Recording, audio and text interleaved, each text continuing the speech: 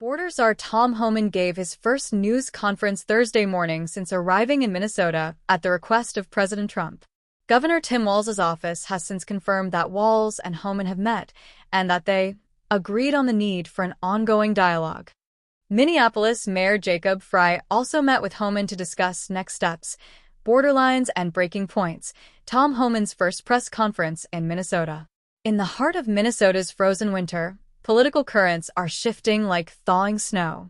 On Thursday morning, Tom Homan, the Trump administration's appointed border czar, stepped to the podium for his first news conference since arriving in Minneapolis, a city now at the intersection of immigration policy, civil unrest, and national debate. The moment was not just another press briefing. It was a symbolic hinge joining federal authority, local governance, and the raw human realities playing out in neighborhoods and on the streets. Homan's presence in Minnesota comes amid an escalation in federal immigration enforcement, specifically Operation Metro Surge, a Trump-era initiative that brought a large contingent of Immigration and Customs Enforcement, ICE, and Border Patrol agents to Minneapolis following a spike in anti-immigration protests and confrontations. But the backdrop of Homan's arrival is decidedly darker than bureaucratic strategy alone. In recent weeks, two American citizens, Renee Good and ICU nurse Alex Preddy, were fatally shot in separate encounters with federal agents, sparking widespread shock, political outcry, and questions about accountability and use of force by federal immigration authorities. Against this fraught backdrop, Homan's first public remarks were closely watched. While the press conference was technical in tone, with a focus on policies, protocols, and enforcement outcomes, the unspoken subtext was human: the community's fear, grief, and demand for justice.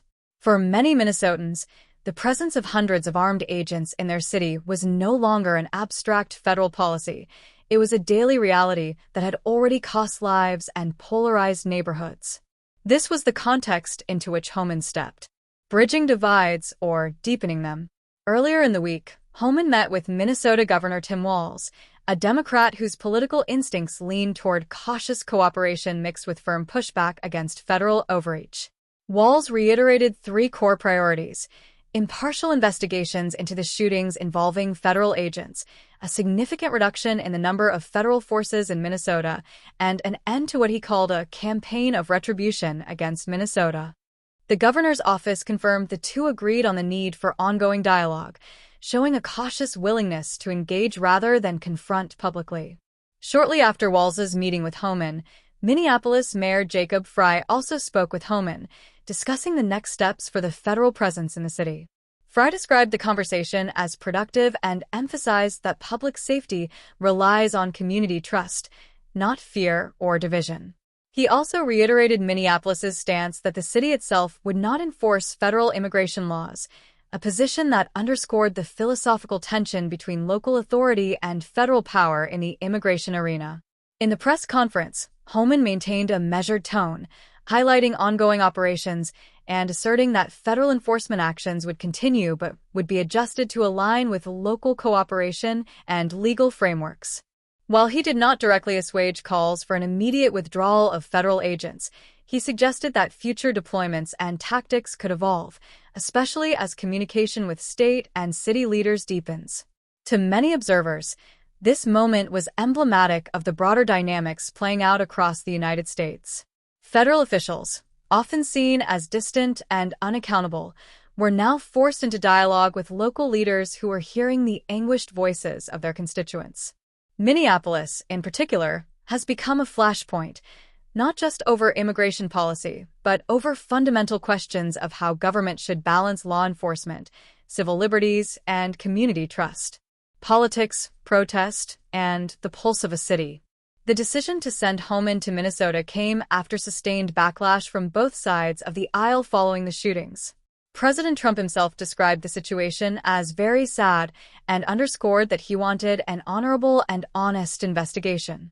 His intervention, including replacing the previous Border Patrol commander with Homan, was portrayed as a strategic pivot intended to stabilize an operation that had reverberated far beyond Minneapolis.